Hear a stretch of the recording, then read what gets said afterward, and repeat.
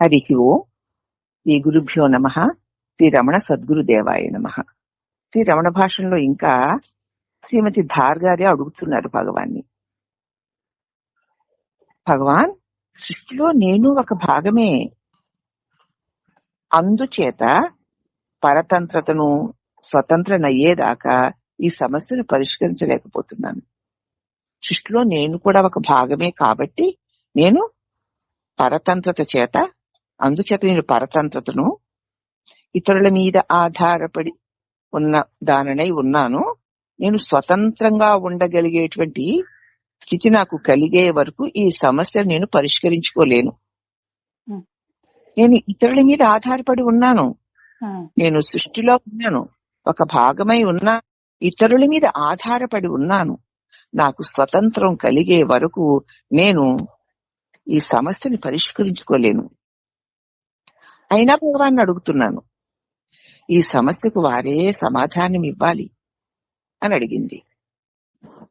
నిజంగా సామాన్యంగా కూడా అందరికీ అంతే, తమకు తామే స్వతంత్రంగా ఉండలేని వారమని, తాము ఒకరి మీద ఆధారపడి జీవిస్తున్న వాళ్ళంగానే ఉంటాం. నాకు స్వతంత్రం కావాలి అని లోపల గుంజుకుంటూ ఉంటాం. వెలుపటి వ్యవహారాల్లో పరతంత్రులమై బతకాలి. అవునా? అందుచేత నేను స్వతంత్రంగా నాకు నేనే ధీమాగా ఉండగలిగేటువంటి స్థితి నాకు కలిగే వరకు నేను ఈ సమస్యను పరిష్కరించుకోలేను. అందుచేత భగవాన్ మిమ్మల్ని ప్రార్థిస్తున్నాను, ఈ సమస్యకు మీరే సమాధానం ఇయ్యరాదా అని అడిగింది. అప్పుడు భగవాన్ అన్నారు, అవును, భగవానే ఆదేశిస్తున్నాడు. ఏమని? నువ్వు స్వతంత్రుడవు కా, నీ సమస్యను నువ్వుగా పరిష్కరించుకో. ఎవరో పరిష్కరిస్తే తప్ప నేను పరిష్కరించుకోలేను అన్న భావన వదిలే, స్వతంత్రంగా నీకు నువ్వే నీ సమస్యను పరిష్కరించుకో. భగవానే ఆదేశిస్తున్నాడు నిన్ను. ఆ పని నువ్వే చెయ్యాలి. నీవు ఈ ప్రశ్నను అడిగావు కదూ, నేను పరతంత్రను, స్వతంత్రత కలిగే వరకు నేను ఈ సమస్యను పరిష్కరించుకోలేను, నాకు మీరు సహాయం చేయండి భగవాన్ అని అడిగావు కదూ. భగవాన్ కూడా నీకు అదే, నువ్వు స్వతంత్రుడు అవ్వాల్సిందే. నీ సమస్యను నువ్వు పరిష్కరించుకోవాలి. ఆ పరిష్కరించుకునే పని చేసుకునేది నువ్వే. నువ్వు ఈ ప్రశ్నను అడిగావు కదూ, నువ్వు ఎక్కడుండి అడుగుతున్నావు ఈ ప్రశ్న? ప్రపంచములో నువ్వున్నావా? నీలో ప్రపంచం ఉందా? ఆవిడ చెప్పింది నేను ప్రపంచంలో ఉన్నాను అని చూస్తోంది. అందుకే సమస్య. అవునమ్మా. ప్రపంచంలో నువ్వున్నావా? నీలో ప్రపంచం ఉందా? నిద్రలో నువ్వు లేవు అని తప్పించుకోగలవా? ఉండి నిద్రలో ఈ ప్రపంచం గోచరించలేదు అని ఒప్పుకుంటున్నావు. నిద్రలో నువ్వు లేను అని అనలేవు, ఉన్నావు. ఉండి నిద్రలో ఈ ప్రపంచం గోచరించడం లేదు, నిద్రలో మనకి ప్రపంచం గోచరించట్లేదు అని ఒప్పుకుంటున్నావు కదూ. అని మేల్కోగానే ప్రపంచాన్ని చూసేస్తావు. అయితే మరి ప్రపంచం ఉన్నదెక్కడా? నీకు బయట కనిపిస్తోంది, కానీ నిస్సందేహంగా భగవాన్ చెప్తున్నారు, విను, అది నీ తలంపే. ఇది ప్రపంచము అని చూస్తున్నావు. తలంపులు నువ్వు ప్రసరింప చేస్తున్నావు. అలాగా ఇలాగా అది ఇది అప్పుడు ఇప్పుడని నీ నుంచే వస్తే తలంపుల దారులు బయట నుంచి రావట్లేదు, ప్రపంచంలో నుంచి రావట్లేదు. తలంపులన్నీ నువ్వు ప్రసరింప చేసినవే. మొదటేమో అహం అన్న భావన పుట్టింది, ప్రపంచం ఆ తర్వాత పుట్టింది. ఆత్మలో జనించిన అహం జగత్తుకి కారణమైంది. ఆత్మలో నుంచే పుట్టినటువంటి అహం భావన ఈ జగత్తుకి కారణమైంది.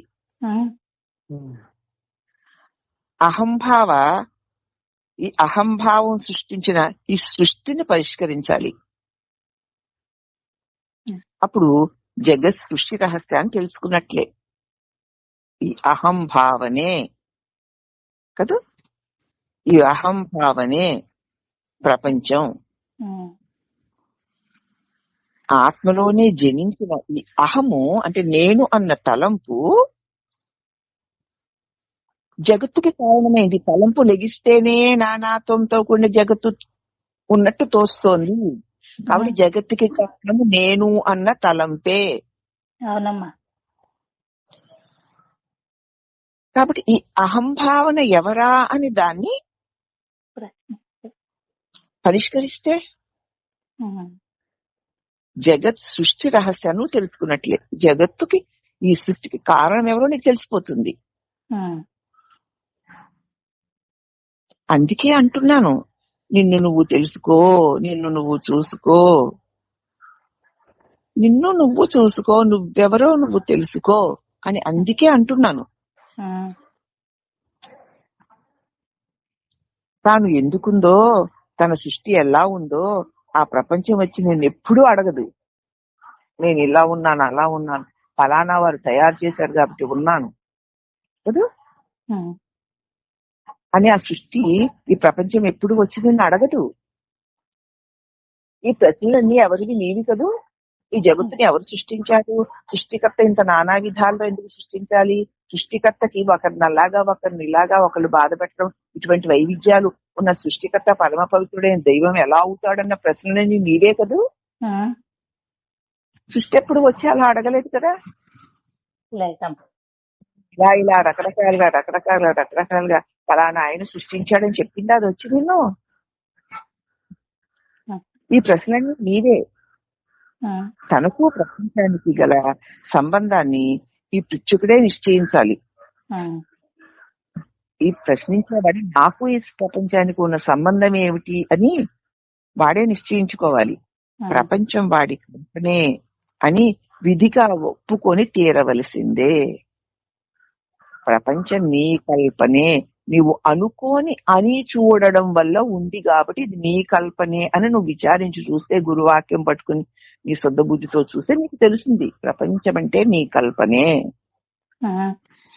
బుద్ధిగా ఒప్పుకొని తీరాలి. మరి ఈ కల్పించిన నేనెవరండి? అది తెలుసుకుని ఆత్మను తెలుసుకోమ్మను. నేనెవరో నువ్వు తెలుసుకో.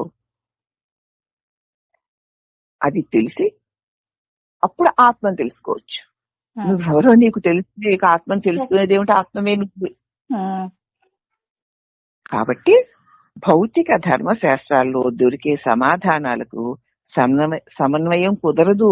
భౌతికంగా చెప్పబడుతున్నట్లు ధర్మశాస్త్రాలు, వేదశాస్త్రాలు, వాటికి దొరికే సమాధానాలు నీకు సమన్వయాన్ని ఇవ్వవు. ఆహా ఓహో, విష్ణుల వారు ఇలా చేశారట, కృష్ణుల వారు అలా చేశారట, రాముల వారు ఇలా చేశారట, భారతంలో అలాగట, ఇదట అదట, ఆహా ఓహో అనుకోవడానికే తప్ప నిన్ను నువ్వు మార్చుకొని దీని అట అట అంటుంటే వింటూ ఉన్న నువ్వెవరో నీకు తెలుసుకోవడానికి కుదరదు. కాబట్టి ధర్మశాస్త్రాల్లో, భౌతిక ధర్మశాస్త్రాల్లో దొరికే సమాధానాలకి సమన్వయం కుదరదు. వారి సిద్ధాంతాల్లోని భావాలు చూస్తే అలాంటి సమస్యలకు పరిష్కారాలు వెతకడం వృధా అనిపిస్తుంది. ఆ సిద్ధాంతాలను భావాలు చూస్తే ఈ సమస్యలకు పరిష్కారాలు వెతకడమే వృధా అనిపిస్తుంది. ఆ సమాధానాలు బుద్ధి చాతుర్యం కల్పించినవే గాని సారవంతాలు ఏమీ కావు. అన్ని కూడా బుద్ధితో చాతుర్యం, ఒకదానికి దానికి ఏ ప్రశ్న ఆ ప్రశ్నకు సమాధానం రెడీగా ఉండి చెప్పేస్తూ ఉంటారు. దానిలో ఏమీ లేదు. కానీ వారిలో దృష్టి భేదాలు అంగీకరిస్తే వారి సమాధానాలు వైయక్తికంగా సరిపోతాయి. కనుక ఆత్మస్థితిలో సృజన లేదు. ప్రపంచం చూచేవాడు తన్ను చూడలేడు. ప్రపంచాన్ని చూసేవాడు తన్ను తాను చూడలేడు. ప్రపంచాన్ని చూసేవాడు తన్ను తాను చూడలేడమ్మా. ఎందుకు చూడలేనండి? నేను నన్ను చూసుకున్నా, వాళ్ళు నా కళ్ళు, నా కాళ్ళు, నా చేతులు నేను చూసుకుంటున్నాను కదా అంటావు.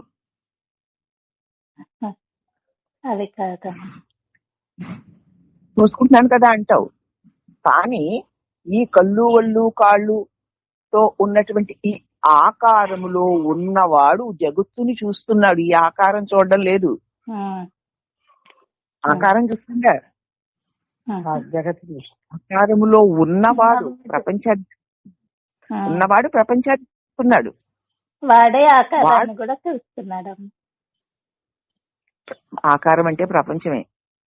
అదే కాబట్టి ఈ ప్రపంచాన్ని చూసేవాడు తన్ను తాను చూడలేడు. ఆత్మను చూచిన వానికి జగత్తే లేదు, తన్ను తాను చూసిన వానికి జగత్తే లేదు. కనుక ఆత్మని చూడు, నిన్ను నువ్వు చూడు. అప్పుడు నీకు తెలుస్తుంది సృష్టి అన్నది ఏదీ లేదని. ఒకవేళ ఉంటే నేనన్న ఒక భావం యొక్క కల్పనేనని. అది కల్పన ఉన్నంతసేపు ఉండి కల్పన లేకపోతే పోతుందని నీకే తెలుస్తుంది.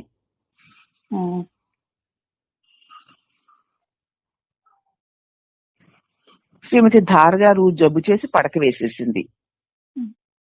అంత దగ్గర ఉండి హాలుకు లేకపోయానే, వెళ్ళలేకపోతున్నానని చింతించింది. అక్కడ వేరే దేశాల నుంచి వచ్చారు కదమ్మా ఈ వాతావరణాలకి. ఆవిడకి జబ్బు చేసింది. అప్పుడు ఆవిడ అయ్యో భగవాన్ దగ్గరగా ఉండి కూడా నేను ఈ అనారోగ్యం వల్ల హాల్లోకి వెళ్ళలేకపోతున్నానే అని చింతపడింది. అట్లనే భగవాన్కి మిగతా వారు తెలియచేశారు, పాపం తను రాలేకపోతుందండి, మీ దగ్గరికి రాలేకపోయానే అని బాధపడుతుంది అని మిగతా వారు భగవాన్కి చెప్పారు. ఆయన అన్నారు, సరి అట్లా అనుకున్నంతసేపు ఆమె సన్నిధిలో ఉన్నట్లే నేను భగవాన్ దగ్గరికి వెళ్ళలేకపోతున్నానే, హాల్లో ఉండలేకపోతున్నానే అని అనుకుంటూ ఉందా. అలా అనుకుంటూ ఉంటే ఆయన అది ఆవిడ భగవాన్ దగ్గర ఉన్నట్లే. నేను వెళ్ళలేకపోతున్నాను అనుకున్నంతసేపు ఆవిడ మనసులో భగవాను ఆ సన్నిధి భావన రూపంలో ఉంటూ ఉంటాయి. కాబట్టి సరి ఆవిడ అలా అనుకుంటున్నంతసేపు సన్నిధిలో ఉన్నట్లే. హాల్లో ఉండి ఏవో ఆలోచించేదానికి ఇది ఎంతో గొప్పది కదా. నా దగ్గరగా ఉన్నారు, నేను చెప్తూ ఉంటాను, మీరు మీ ఇష్టం వచ్చిన ఆలోచన చేసుకుంటూ ఉంటారు.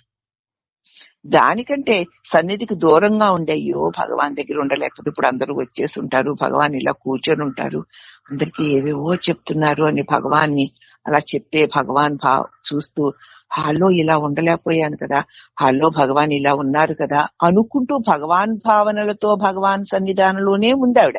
శరీరం లేకపోవచ్చు కానీ శరీరాలన్నీ ఇక్కడ కూర్చొని భగవాన్ని చూస్తూనే ఎక్కడెక్కడో ఏవో ఆలోచన చేస్తూ ఉండేదానికంటే అది మేలు కదా భగవాన్. కాబట్టి భగవంతుడిని నీ హృదయంలో సదా భావన చేస్తూ ఉంటే నువ్వు భగవంతునిలో ఉన్నట్లే. నువ్వు బాహ్యంగా భగవంతుడు అనబడేటువంటి సన్నిధిలో ఉన్నా నువ్వు వేరే ఏదో ఆలోచనలు చేస్తున్నా నువ్వు భగవంతుడి దగ్గర లేనట్లే. కాబట్టి నీ భావన ఏదో ఆ భావనని బట్టి నీ అనుభవం ఉంటుంది. దేవుడి దగ్గర ఎంతో మంది ఉన్నారు, ఎన్నో జరుగుతున్నాయి, కానీ నీ ఆలోచన మాత్రం ఎక్కడెక్కడో ఉంది. చూసేవారికి నువ్వు అక్కడ ఉన్నట్టు ఉంటుంది కానీ నువ్వు అక్కడ లేవు. మరొకరేమో అక్కడ సన్నిధిలో లేరు, ఈసరికి ఇలా అయ్యి ఉంటుంది, అలా అయ్యి ఉంటుంది, ఇలా ఉంటే ఎంత బాగుండునో అలా దాన్నే భావించుకుంటూ ఉంది. భౌతికంగా లేదు గాని ఆవిడ నిజంగా భగవంతుడి దగ్గర ఉన్నట్లే. ఎవరైనా సరే నిరంతర భగవద్భావన హృదయంలో సాగుతూ ఉంటే వారు దైహికంగా దూరంగా ఉన్న నిజంగా భగవంతుడి సన్నిధిలో ఉన్నట్లే అనేటువంటి చక్కటి సందేశాన్ని మనకి అందించారు. కాబట్టి నువ్వు సదా భగవంతునిలో ఉండాలి అంటే శరీరమే ఉండక్కర్లేదు. నేను భగవాన్ సన్నిధిలో ఉన్నాను, భగవాన్ అపారమైన కరుణను పొందుతూనే ఉన్నాను అని నువ్వు నిరంతరం భావించుకుంటూ ఉంటే భగవాన్తో కూడి ఉన్నట్లే, భగవంతుడితో కూడి ఉన్నట్లే. కాబట్టి శారీరకంగా ఏదో ఎక్కడికో వెళితే ఏదో పొందగలం అనుకునేటువంటి భ్రాంతిని వదిలేసి వెళ్తే తప్పని కాదు, కానీ భగవంతునిలోనే భగవంతునితోటే ఉన్నాను, భగవంతుని విడిచి నేను లేను అని నిరంతర భావనతో ఉంటే భగవంతుడితో ఉన్నట్లే. ఇది బాగుంది కదా మనకి తేలికగా. గుర్తొచ్చినప్పుడు బాగానే ఉంటుందిలే. సదా గుర్తులో ఉంచుకో. అని మనకి చెప్తున్న. సదా భగవంతుడు గుర్తులో ఉంటే భగవంతునిలో ఉన్నట్లే. హరి ఓం నమః. శ్రీ భగవాన్ యొక్క దివ్య అనుగ్రహం మనందరి మీద ఉంది గనక భగవాన్ సన్నిధిని మనం ప్రతి క్షణం అనుభవించగలుగుతున్నాం, అనుభవించాలి. ఇంత విన్నాక అనుభవించకపోతే మనం విన్నదంతా వృధాయే. కాబట్టి భగవాన్ అనేసరికి ఆయన సన్నిధిలో మనం ఉన్న అనుభవం మనకి కలుగుతూ ఉండాలి. హరి ఓం నమః.